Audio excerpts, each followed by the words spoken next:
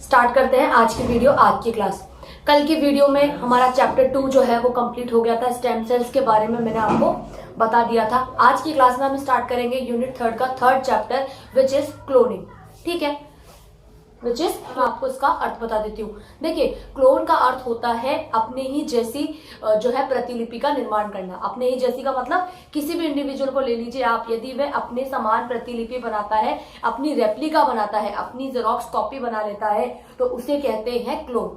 ठीक है, और जीव है या जिसका भी आप क्लोन बना रहे हैं, बेसिकली क्लोन का मतलब ही क्या होता है कि वो जेनेटिकली अपने माता पिता से बिल्कुल सेम होगा, और यदि माता पिता से अलग होगा तो उसे हम कहेंगे संतान। क्लोन का मतलब होता है कि एकदम सेम टू सेम।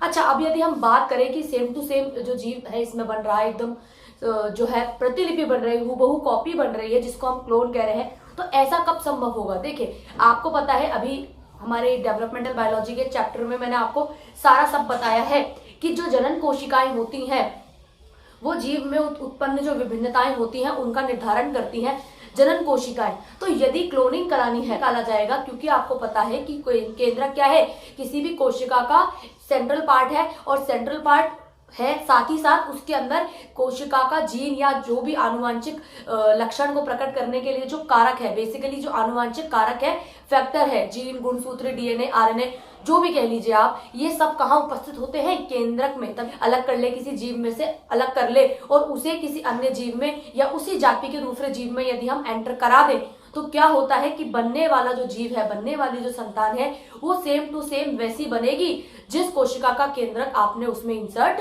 कराया है। तो उसे ही कहते हैं हम क्लोनिंग का प्रोसेस। तो बात क्लोनिंग का जो आपको मैंने ओवरव्यू दिया, अब देखिए एक किसी और जगह पे, मतलब बेसिकली जो उसकी लोकेशन थी, जिस कोशिका में वो केंद्रक था, वहां से निकाल के उसे किसी अन्य कोशिका में हमने ट्रांसफर कर दिया। ठीक है, तो जब साइंटिस्ट ने मेंढक पे ये एक्सपेरिमेंट किए तो उन्होंने क्या देखा? उन्होंने ये देखा कि यदि जो मेंढक है उसकी जो इनिशियल जो ग्रोथ पीरियड होता है, यानी कि प्रारंभिक भ्रूण की जो अवस्था होती है, वहां से केंद्रक को निकाल लिया, केंद्रक को निकाल के और उसे अंड कोशिका में प्रवेश कराया।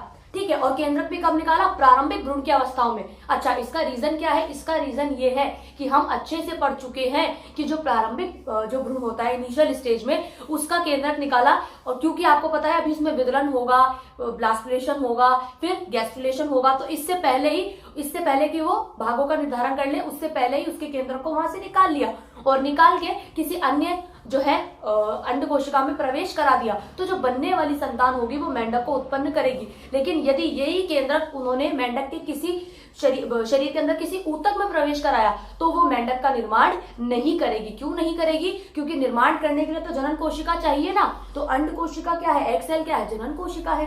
ठीक है, तो साइंटिस्ट ने अपने रिजल्ट में ये बताया कि केंद्रक को यदि निकाल के किसी जनन कोशिका में प्रवेश कराया जाता है, तो वो नया जो नवनिर्मित जो मेंढक है या टोड है, उसको बनाने की योग्यता रखती है। और जब ये केंद्रक आप किसी विकसित या किसी पूर्व में स्थित ऊतकों में प्रवेश कराते हैं, तो वो मेंढक का निर्माण नहीं कर पाते। इनके ये 3 टाइप्स होते हैं। ठीक है, सबसे पहला शुरुआत ही करेंगे आप तो किससे करेंगे? जीन से।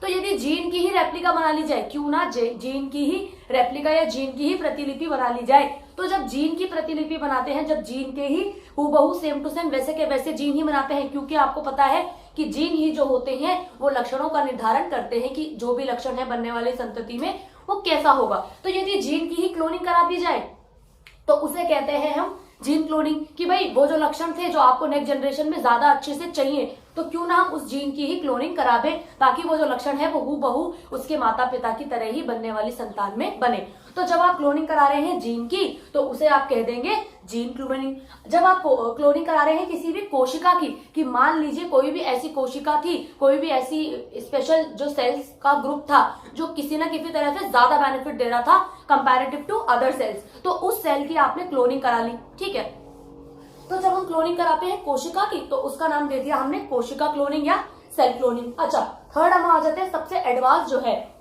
जंतु या भ्रूण क्लोनिंग, जिसके अंदर आपने बचपन से पढ़ा होगा डॉली शिप का एग्जाम्पल। ठीक है, तो या तो किसी जंतु की कंप्लीट क्लोनिंग या जो उसका भ्रूण होता है, क्योंकि वो भ्रूण ही तो आगे जाके जंतु बनाएगा, तो जब भ्रूण की ही क्लोनिंग करा दे, ठीक है, जब भ्रूण का ही सेम टू सेम रेप्लिका बना दे, तो उसे हम कहते हैं भ्रूण क्लोनिंग। ठीक है, तो ये तो 3 आपके प्रकार हैं। इन 3 प्रकारों को हमें देखना है वन बाय वन। इनका जो पहला प्रकार है वो है जीन क्लोनिंग। अच्छा, जीन क्लोनिंग क्या है? यदि जीन की ही क्लोनिंग करा दी आपने तो जीन क्लोनिंग को भी फर्दर जो है पार्ट्स में डिवाइड किया हुआ है, स्टेप्स में डिवाइड किया हुआ है। एक एक स्टेप्स देख लेते हैं हम। जीन क्लोनिंग का मतलब सबसे पहले तो ये समझना है आपको कि जीन क्लोनिंग का मतलब क्या है। जब एक ही जीन की जो है बहुत सारी प्रतिलिपियां बना ली जाती हैं तो उसे हम कहते हैं जीन क्लोनिंग। अब जीन क्लोनिंग के स्टेप्स बता देती हूं मैं आपको, ठीक है। क्या देखेंगे हम? देखेंगे इसके स्टेप्स। तो स्टेप नंबर 1 है जीन का पृथक्करण, ठीक है। पृथक्करण का मतलब क्या होता है? सेपरेट कर लेना, ठीक है। आपने ये निश्चय कर लिया कि ये जीन जो है हमारे को चाहिए, तो उस वांछित जीन, इसको हम क्या कह सकते हैं? वांछित या इच्छित, ठीक है। ये जीन कैसा है? देखिए, जीन तो बहुत सारे होते हैं, लेकिन वांछित का मतलब ये हो गया कि ये जीन जो है हमें चाहिए, ये हमें कहीं ना कहीं आगे यूज देने वाला है। तो वांछित जीन का पता लगा के उसे जो है दाता कोशिका से जो है सेपरेट कर लेना। दाता कोशिका कौन सी होगी? जिससे आप वांछित जीन को सेपरेट आउट कर रहे हैं, वही क्या हो गई? Donor cell. डोनर क्यों हो गई? क्योंकि वो अपना कोई पार्ट या अपना कोई मटेरियल आपको प्रोवाइड करा रही है, तो वो क्या हो गई? डोनर सेल हो गई। तो आपने एक दाता कोशिका चुन ली और उसके डीएनए में से इस जीन को अलग कर लिया। अच्छा, जीन को अलग करना इतना आसान है क्या? जी नहीं, ये डीएनए पे जुड़े हुए रहते हैं, तो इसके लिए आप एक स्पेशल एंजाइम का यूज करते हैं, विच इज रेस्ट्रिक्शन एंजाइम। कौन सा एंजाइम यूज करते हैं हम? रेस्ट्रिक्शन एंजाइम, ठीक है। इस एंजाइम का एक अन्य नाम और है, इस एंजाइम का नाम है आणविक कैंची। आणविक कैंची, इंग्लिश में बोल देंगे मॉलिक्यूलर सीजर। क्यों बोलेंगे मॉलिक्यूलर सीजर? भाई ये क्या है? ये मॉलिक्यूल ही तो है, डीएनए। तो डीएनए मॉलिक्यूल में से ये जो एंजाइम है, ये एक जीन को सेपरेट करने में कार्य कर रहा है। और कैसे कार्य कर रहा है? उसको काटने का, ब्रेक करने का। तो ब्रेक कौन करती है? सीजर ब्रेक करती है। अब क्योंकि ये मॉलिक्यूल को ब्रेक कर रही है तो इसका नाम क्या हो गया? Molecular scissor. तो ये जो रेस्ट्रिक्शन एंजाइम होता है, ये वांछित जीन को पृथक करने के कार्य में काम में आता है, ठीक है। यानी कि ये रेस्ट्रिक्शन एंजाइम यदि वहां पे अप्लाई कर दिया तो ये जीन को जो है, डीएनए को जो है अलग अलग पार्ट्स में तोड़ देता है। फिर जो जीन आपको चाहिए हम वहां से उस जीन को वहां से निकाल लेते हैं। इस स्टेप को ही कहते हैं वांछित जीन का पृथक्करण। अब सेकंड स्टेप है प्लाज्मिड का पृथक्करण। प्लाज्मिड की यदि हम बात करें तो इस प्लाज्मिड का पृथक्करण कहां से करेंगे आप? ई कोलाई नाम का बैक्टीरिया, जीवाणु होता है, उसके अंदर वृत्ताकार डीएनए के अलावा एक जो होता है डीएनए का पार्ट और होता है, जिसे ही हम क्या कहते हैं? प्लाज्मिड कहते हैं। अब इसको भी यहां से हम सेपरेट कर लेंगे और फिर इन दोनों की जो है हम ज्वाइनिंग कराएंगे, ठीक है। तो जीन के पृथक्करण के बाद में जो सेकंड स्टेप है वो है प्लाज्मिड का पृथक्करण। अब नेक्स्ट जो स्टेप है वो है पुनर्योगज डीएनए का निर्माण। पुनर्योगज डीएनए का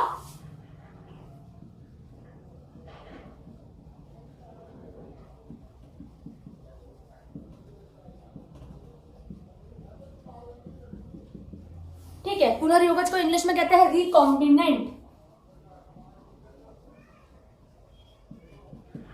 देखिए, पुनर्योगज, रिकॉम्बिनेंट, री का मतलब होता है रिवीजन, किसी भी चीज की पुनरावृत्ति, और योगज का मतलब ज्वाइनिंग। अब ये जो दो चीजें आपने अलग अलग जगह से सेपरेट कर ली, तो इन दोनों चीजों को आप जोड़ेंगे, ठीक है। हम क्या करेंगे? इन दोनों को जोड़ेंगे। अच्छा, जब तोड़ने के लिए एक एंजाइम चाहिए था तो जोड़ने के लिए भी एंजाइम चाहिए, ठीक है। आप दो अलग अलग पार्ट्स को आपने तोड़ तो लिया, सेपरेट तो कर लिया, लेकिन यदि आप जोड़ेंगे तो जोड़ने के लिए भी तो कोई ना कोई एंजाइम चाहिए। तो जोड़ने के लिए जो एंजाइम चाहिए वो एंजाइम है डीएनए लाइगेज, ठीक है।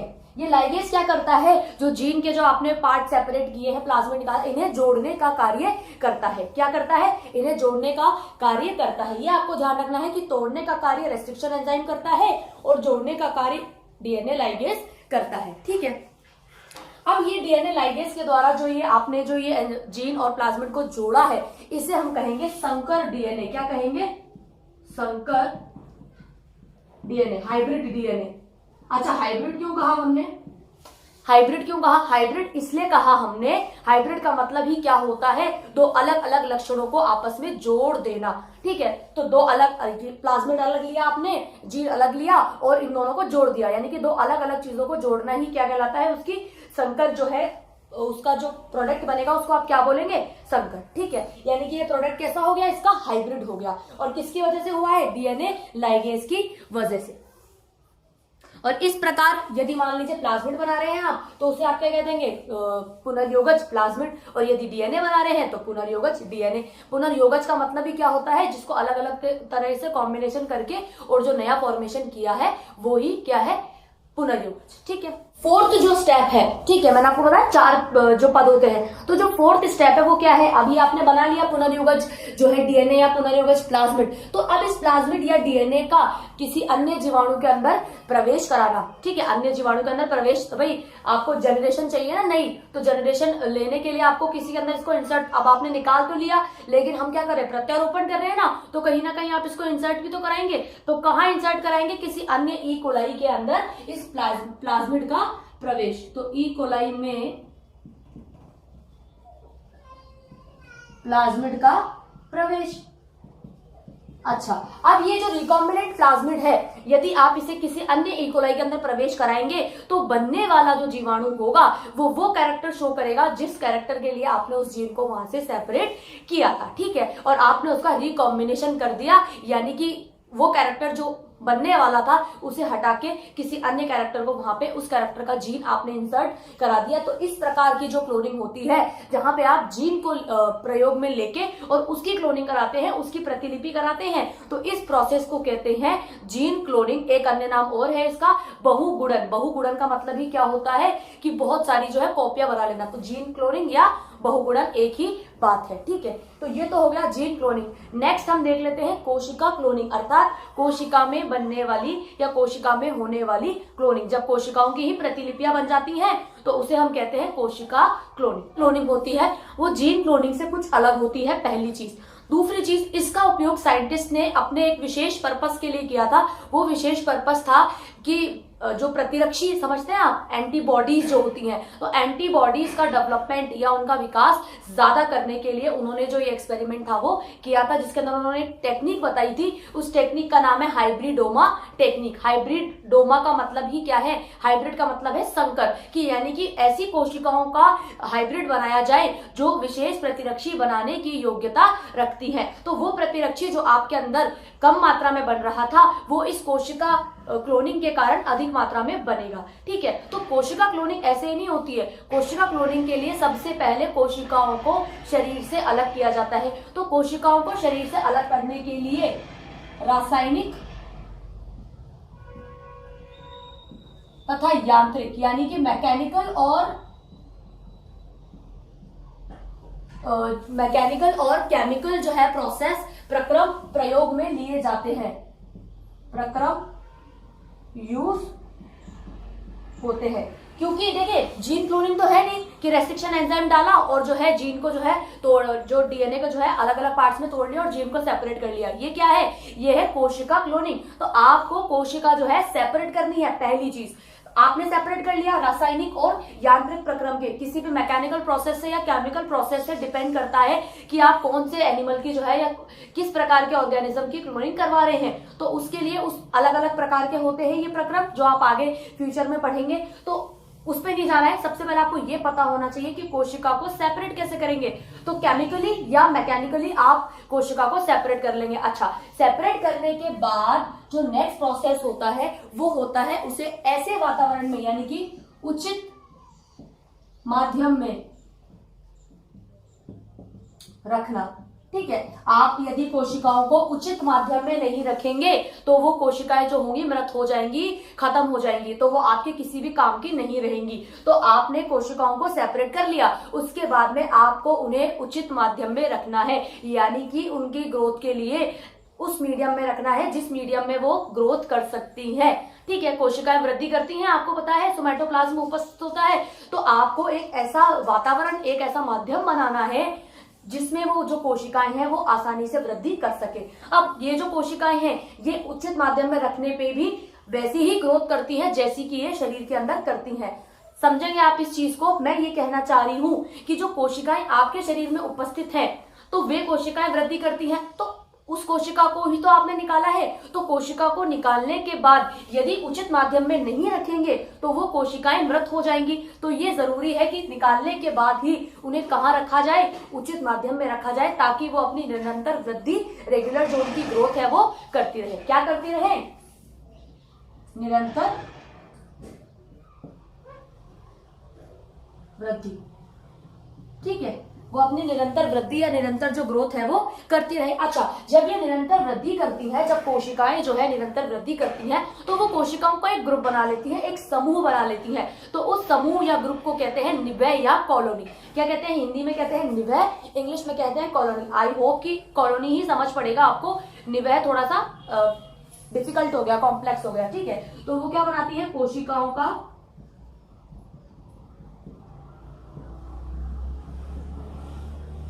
निवय समूह या कॉलोनी। बेसिकली वो क्या बना लेती हैं? कोशिकाओं का निवय बना लेती हैं, समूह बना लेती हैं या कॉलोनी बना लेती है। एक कोशिका को यदि आपने कल्चर मीडियम में रखा, उचित पोषक माध्यम में रखा, तो वो उसी प्रकार से ग्रोथ करेगी जैसे कि वो उस जीव के शरीर में कर रही थी, और वो वहां पे कॉलोनीज का निर्माण जो है वो कर लेगी। अब ये जो कॉलोनीज बनी है, इन कॉलोनीज को ही क्या नाम दे दिया? क्लोन। भाई एक जैसी तो बन गई, भाई एक जैसी तो बनी है। जिस कोशिका को आपने निकाला, उसे उचित माध्यम में रखा, तो उसी प्रकार की जो अन्य कोशिकाएं थी वो भी डेवलप हो गई। तो एक प्रकार की अन्य कोशिकाओं के डेवलप होने को ही तो क्लोन कह रहे हैं हम। तो ये जो कोशिकाओं का समूह जो बन गया, उसे क्या कह दिया हमने? क्लोन कह दिया। क्या कह दिया? क्लोन कह दिया। अब इस प्रोसेस को बताने के लिए, अब ये जो कोशिकाओं की जो कॉलोनी बनी है, अब इसमें से एक एक कोशिका को ले लीजिए और अपने अपने पर्पस के लिए यूज कर लीजिए। ठीक है, मान लीजिए ये वो कोशिका थी जो किसी भी बेस्ट या किसी भी अच्छे कैरेक्टर का डिसीजन कर रही थी या उस भाग से संबंधित थी। तो आपने उस भाग की कोशिका को निकाला, उसका कल्चर कराया और उसके जैसी और बहुत सारी कोशिकाएं बना ली। अब आप इन कोशिकाओं को अलग अलग टेक्निक के यूज से और अलग अलग तरीके से यूज में ले सकते हो। तो साइंटिस्ट ने इसके पीछे भी एक एक्सपेरिमेंट बताया था, वो भी देख लेते हैं। 1975 में दो साइंटिस्ट आए थे, कोहलर और मिलस्टेन। ठीक है, इन दो साइंटिस्ट ने क्या किया? इन दो साइंटिस्ट ने चूहे की प्लीहा कोशिकाओं को लिया। ठीक है, प्लीहा में उपस्थित कोशिकाओं को लिया। अच्छा, वहां की कोशिकाओं को क्यों लिया? क्योंकि वहां की जो कोशिकाएं थी वो कहलाती हैं लिम्फोसाइट। अब यदि आपने थोड़ा बहुत लिम्फिक सिस्टम के बारे में पढ़ा हो, तो जो लिम्फोसाइट कोशिकाएं होती हैं वो आपके इम्यूनिटी के लिए रिस्पॉन्सिबल होती है। इम्यूनिटी का मतलब होता है प्रतिरक्षी। ठीक है, प्रतिरक्षी बनाने के लिए वो जरूरी होती है। प्रतिरक्षी क्यों जरूरी है? ताकि आपके शरीर में यदि कोई रोगाणु प्रवेश कर रहा है तो आप उसके खिलाफ जो है एंटीबॉडीज बना पाए। ठीक है, एंटीबॉडीज का निर्माण कर पाए। इसीलिए तो चूहे की जो प्लीहा की कोशिकाएं होती हैं उन्हें हम कहते हैं लिम्फोसाइट। तो उन्होंने किसको लिया? चूहे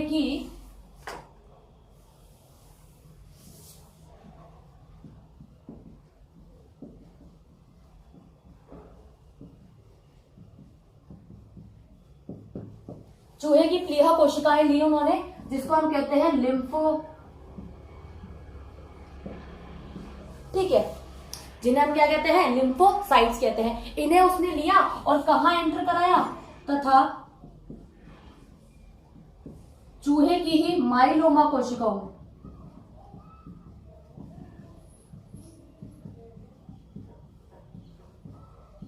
प्रवेश करवाया। अच्छा, अब आप कहेंगे कि मैम माइलोमा कोशिकाओं में ही क्यों प्रवेश करवाया? क्या कोई अन्य कोशिकाएं नहीं थी? तो उसका रीजन ये है कि चूहे की जो माइलोमा कोशिकाएं होती हैं वे स्वभाव में कैंसर प्रकृति की होती हैं। कैसी होती है? कैंसर। अब कैंसर प्रकृति मतलब रेगुलर। कैंसर का मतलब ही क्या होता है? कोई भी सेल जो इरेगुलर ग्रोथ कर रही है और वो जो अन्य जो भाग है उन्हें भी कवर अप कर रही है, यानी कि एक असीमित वृद्धि कर रही है। कोई भी कोशिका, कोई फिक्स नहीं है उसकी ग्रोथ का पीरियड, तो उसको ही हम क्या कहते हैं? Cancerous cell. तो चूहे की जो माइलोमा कोशिकाएं होती हैं ये स्वभाव में कैसी होती हैं? कैंसर प्रकृति की। ठीक है, तो वैज्ञानिकों ने क्या किया? वैज्ञानिकों ने ये प्लीहा की कोशिकाओं को इन कोशिकाओं के साथ में मिक्स करा दिया। ठीक है, इनका जो है कॉम्बिनेशन करा दिया, रिकॉम्बिनेशन करा दिया, और इस प्रकार जो कोशिकाएं बनी, किससे? प्लीहा प्लस माइलोमा। इस प्रकार जो कोशिकाएं बनी उसका नाम दिया हाइब्रिड हाइब्रिडोमा सेल्स। ठीक है, हाइब्रिडोमा सेल्स नाम दिया। क्यों नाम दिया? क्योंकि ये तो वो कोशिकाएं थी जो आपके एंटीबॉडीज बनाने का कार्य कर रही थी, और ये वो कोशिकाएं थी जो कैंसरियस ग्रोथ कर रही थी, यानी कि जिनकी ग्रोथ का जो टाइप था वो कैसा था? कैंसरियस। तो जब दो इन चीजों को मिला दिया तो बनने वाली जो कोशिकाएं थी वो क्या कहलाई? हाइब्रिडोमा सेल्स कहलाई, पहली चीज। दूसरी चीज, ये हाइब्रिडोमा सेल्स वो थी जो इस प्रकार से जो है एंटीबॉडीज का फॉर्मेशन कंटिन्यू किए जा रही थी, क्योंकि पहले वाली का लक्षण क्या है? जो है एंटीबॉडीज का फॉर्मेशन करना, और दूसरे वाली का लक्षण क्या है? कैंसरियस ग्रोथ करना। यदि दो अलग अलग चीजों को मिला दिया तो बनने वाली जो कोशिकाएं हुई वो लगातार प्रतिरक्षियों का निर्माण कर रही थी, लगातार बिना रुके। क्यों? क्योंकि उसके अंदर दोनों के कैरेक्टर्स हैं। तो इस प्रकार जो कोशिकाएं बनी उनका नाम क्या था? Hybridoma sales. और ये जो प्रोसेस था, इस पूरी टेक्निक का एक अन्य नाम है which is hybridoma technique.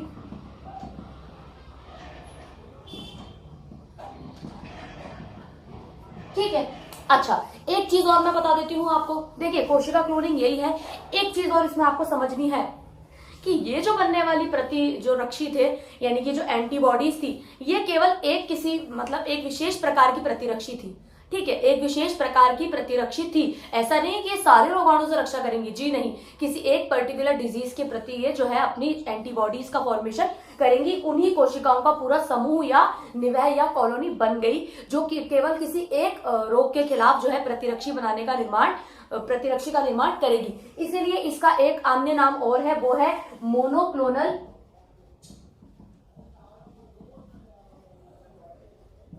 Antibody. ठीक है, मोनोक्लोनल का मतलब होता है एक, कि एक ही प्रकार की कोशिकाओं के क्लोन बन गए। तो मोनो का मतलब एक, क्लोनल का मतलब क्लोन बनना, और एंटीबॉडी पता है आपको कि केवल एक ही प्रकार की एंटीबॉडी का फॉर्मेशन जो है कंटिन्यू हो गया। अब वो एक ही प्रकार की एंटीबॉडी किसी एक जीन में तो एंटर कराएंगे नहीं आप, तो वो जो पूरा क्लस्टर बना है, जो पूरा ग्रुप बना है मोनोक्लोनल एंटीबॉडीज का, उसे आप चाहे तो किसी भी दूसरे चूहे में, किसी भी अन्य चूहे के अंदर एंटर करा सकते हैं, ताकि उसके अंदर वो जो प्रतिरक्षी बनने की जो क्षमता थी वो और अधिक विकसित हो जाए। इस पूरे तकनीक को ही उन्होंने बोला हाइब्रिडोमा टेक्निक। ठीक है, इन दो साइंटिस्ट ने मिलकर ये एक्सपेरिमेंट दिया और ये बताया कि यदि चूहे की प्लीहा की कोशिकाओं को सेपरेट किया जाए, जिनके अंदर जिन्हें लिम्फोसाइट कहते हैं, और उनका जो है रिकॉम्बिनेशन किसके साथ कराया जाए? माइलोमा सेल्स के साथ कराया जाए। क्यों? क्योंकि उनकी प्रकृति कैसी है? कैंसरियस। तो दोनों को जब जोड़ेंगे तो बनने वाली कोशिकाएं प्रतिरक्षियों का निर्माण करेंगी, साथ ही साथ लगातार करेंगी, क्योंकि उनके अंदर दोनों का सम्मिश्रण है, दोनों का मिश्रण है। अब ये जो बनने वाली प्रतिरक्षी है, क्योंकि ये किसी एक विशेष रोग के प्रति ही कार्यरत है, तो इसलिए इनका नाम है मोनोक्लोनल एंटीबॉडी, और इस पूरे प्रोसेस का नाम है हाइब्रिडोमा टेक्निक। क्योंकि हाइब्रिड है ना, दो अलग अलग चीजों से मिलकर जो तीसरी चीज बनती है उसे ही तो कहते हैं उसका हाइब्रिड, संकर। ठीक है, तो आई होप कि आज की क्लास में मैंने आपको क्लोनिंग के जो दो प्रकार बताए, which is gene cloning and cell cloning, आधा प्रकार पढ़ेंगे, डॉलीशिप का एग्जाम्पल पढ़ेंगे, दोनों टेक्निक्स पढ़ेंगे, और साथ ही साथ कल की वीडियो में ये जो हमारा टॉपिक है वो कंप्लीट हो जाएगा, ये चैप्टर कंप्लीट हो जाएगा। बहुत ही छोटा सा चैप्टर है, 2 ही वीडियोस में आराम से स्मूथली बहुत ही आराम से कंप्लीट हो जाएगा।